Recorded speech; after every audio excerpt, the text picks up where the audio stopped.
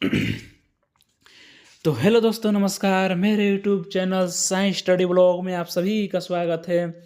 तो कैसे हैं आप लोग? आशा करता हूँ आप सब लोग ठीक होंगे, मस्त होंगे, अपने काम में बिल्कुल ही व्यस्त होंगे। तो दोस्त, हम पार्ट 7 पढ़ने वाले हैं और इस पाठ का नाम है कन्यादान, जिसके लेखक कौन है? ऋतु राज। तो दोस्त, पहले ऋतुराज के बारे में थोड़ा सा हम जान लेंगे कि आखिर ऋतुराज के कैसा क्वेश्चन प्रश्न में आपको आएगा। पहले बता दो, इस टॉपिक से मैंने इस पार्ट से आपको 3 क्वेश्चन एग्जाम में देखने को मिलेंगे। 3 से 4 क्वेश्चन नहीं आएगा, ओनली 3 क्वेश्चन आएगा। छोटा चैप्टर है लेकिन बहुत इंपॉर्टेंट चैप्टर है। देखिए, ऋतुराज का जन्म सन 1940 के भरतपुर कहाँ है? राजस्थान में हुआ था। राजस्थान विश्वविद्यालय से जयपुर से उन्होंने अंग्रेजी में MA किया। दोस्त मेरे, जो मैं रंगीन कलरों से हाईलाइट किया हूँ वही हाईलाइट किया हूँ जो एग्ज़ाम को पॉइंट ऑफ व्यू से देखते हुए बहुत ही VVI है, महत्वपूर्ण है। और जो इतने ध्यान लीजिए कि ऋतुराज जी का जन्म 1940 के राजस्थान के भरतपुर में हुआ और उन्होंने अंग्रेजी से MA किया था। उन्हें रेड कलर में देखिएगा कि उन्हें सोमदत्त, परिमल सम्मान, मीरा पुरस्कार, पहल सम्मान तथा बिहारी पुरस्कार मिल चुके हैं। किसे? ऋतुराज जी को। ठीक, अब यहाँ पर देख लीजिए, बस इतना ही है। ठीक है, ये क्वेश्चन आपको पूछेगा तो बस यही 3 टॉपिक में से पूछेगा और बाकी कोई नहीं पूछ सकता है। ठीक, नेक्स्ट क्वेश्चन आइए। अब आइए क्वेश्चन आंसर पे बात करते हैं सीधा। बहुत VVI मस्त मस्त क्वेश्चन है।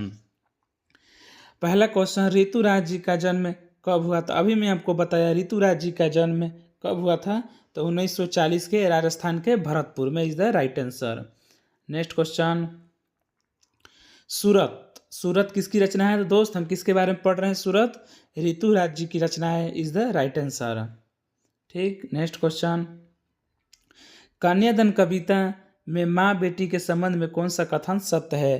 तो कन्यादान कविता में बेटी माँ की सुख दुख में साथी होती है, सही है। माँ बेटी से अत्यंत प्रेम करती है, भाई सभी माँ करती है। बेटी माँ का सबसे निकट होती है, बिल्कुल सही। इसका राइट आंसर होगा उपरोक्त सभी, is the right answer D. दोस्त पढ़ लीजिएगा तो फायदा करेगा, नहीं तो भाई घाटा है आपको, समझ लीजिए, फिर बाद में मत बोलिएगा कि भाई जे यूँ ना यूँ। नेक्स्ट क्वेश्चन, आग रोटियां सेकने के लिए जलने के लिए नहीं है। आग रोटियां सेकने के लिए है, जलने के लिए नहीं। इन पंक्तियों के माध्यम से समाज में स्त्री की किस स्थिति को और संकेत किया जा रहा है? 4 का राइट आंसर होगा कि समाज द्वारा नारियों पर किए गए अत्याचार। समाज में आपको पता ही है इसका समाज कैसा है। ठीक है, नेक्स्ट क्वेश्चन, कन्यादान कविता में माँ का दुख कैसा था? तो माँ का दुख कैसा था दोस्त? वास्तविक दुख था, रियल दुख था, ओरिजिनल एकदम। ठीक, 5 का आंसर ए होगा। नेक्स्ट क्वेश्चन, कन्यादान कविता में बेटी की समानता किससे की गई है? तो बेटी की समानता किससे कही है? अंतिम पूंजी से। भाई बेटी किसी भी घर की बेटी होती है, शादी के बाद चली जाती तो वो अंतिम पूंजी एक तरह से अपना धन दौलत पिताजी सब दे देते हैं उन्हें। ठीक है, 6 का बी आंसर। नेक्स्ट क्वेश्चन, कन्यादान कविता के आधार पर माँ के सबसे निकट कौन होती है? अभी मैं बताया माँ के निकट सबसे अधिक कौन होती है? आपके नज़दीक बेटी होती है। ठीक, नेक्स्ट क्वेश्चन, कन्यादान कविता के आधार पर लड़की अभी सयानी नहीं थी, इस पंक्ति का क्या अर्थ है? सयानी का मतलब क्या यहाँ पर? मैंने बड़ा, मैंने लड़की अभी बड़ी नहीं हुई है। तो इस पंक्ति का अर्थ है 8वां का कि दुनियादारी के समय जब इस लड़की को बेटी को नहीं हुई है, दुखों से अपरिचित है, अभी उसने कभी दुख झेला नहीं है। तो इसका राइट आंसर होगा ए और बी दोनों। ठीक, नेक्स्ट क्वेश्चन, कन्यादान कविता में माँ ने बेटी को किन परंपराओं से हटकर जीवन जीने की शिक्षा दी है? तो उन्होंने कैसी शिक्षा दी है? तो सुंदर कपड़ों और गहनों की ओर ध्यान न दें, बिल्कुल सही है। समाज में आए परिवर्तन को खुली आंखों से देखें, अपने अधिकार के प्रति जागरूक रहने का उपरोक्त सभी। मैंने एक माँ अपनी बेटी को बता रही है कि सुंदर कपड़ों के चक्कर में तुमको नहीं पड़ना है, और आज का समाज कैसा है, सभी समाज को देखते हुए तुमको अपने आप से सोचना है कि समाज कैसा है, आज का माहौल कैसा है, और अपने अधिकार, जहाँ आपका अधिकार है, तुम्हारा अधिकार है, वहाँ अपने अधिकार को एकदम छीन लो किसी से, मैंने अपने उसके लिए जागरूक रहो, एक्टिव रहो। ठीक, नेक्स्ट क्वेश्चन, कन्यादान कविता के आधार पर लड़की के लिए बाहरी दुनिया कैसी थी? तो बाहरी दुनिया कैसी थी? धुंधले तस्वीर की तरह थी, गीत के टुकड़े की तरह थी, is the right answer C. ठीक है, ऐसी दुनिया थी लड़की के लिए। कन्यादान कविता ने माँ कविता में माँ ने असली सुंदरता किसे कहा है, तो माँ ने असली सुंदरता किसे कहा है, तो मन से सुंदरता जो है वही असली सुंदरता है। भाई देखिए, ये जो टॉपिक है ना, बहुत छोटा टॉपिक है लेकिन बहुत ही मस्त पस्त क्वेश्चन, इसमें आपको बस यूं ही याद हो जाएगी। एक बार में वीडियो समझ में नहीं आ रहा भाई, मेरे ना 2 बार देख लीजिए। अगर उससे भी नहीं हो रहा तो मेरे व्हाट्सएप नंबर पर मैसेज कीजिए, मैं आपको PDF दे दूंगा, आप इससे बार बार देख लीजिए, इसका आंसर सहित मैं आपको आंसर दे दूंगा। व्हाट्सएप नंबर मेरा है 9507540996, 9507540996 मेरा व्हाट्सएप नंबर है, मैसेज कीजिएगा, मैं आपको PDF दे दूंगा।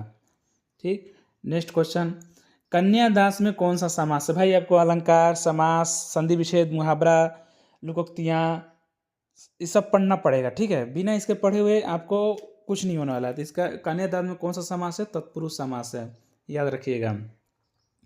नेक्स्ट क्वेश्चन, ऋतुराज ने कौन सी भाषा में कविताएं लिखी हैं? तो अभी मैं आपको थोड़ी देर पहले बताया, ऋतुराज ने हिंदी भाषा में कविताएं लिखी है। इज द राइट आंसर होगा इसका हिंदी। ठीक, नेक्स्ट क्वेश्चन, यहाँ देखिए, कि उसे सुख लयबद्ध में पंक्तियों की कन्यादान कविता की इस पंक्ति में माँ के किन भावों को अभिव्यक्त किया गया है? तो माँ को कौन सा भाव अभिव्यक्त किया गया है? तो बेटी के प्रति स्नेह व्यक्त किया गया है और बेटी की सुरक्षा को व्यक्त किया गया है। कि ए और बी दोनों को किया गया है। Is the right answer. ऐसा जहाँ क्वेश्चन आएगा ए और बी उपरोक्त सभी, तो अधिकतर आंसर वही होता है। ठीक है, एक ट्रिक है, एक तरह से समझ लीजिए। नेक्स्ट क्वेश्चन देखिए, कन्यादान कविता में कवि के अनुसार नारी का आकर्षण वस्त्र और आभूषण के प्रति क्यों होता है?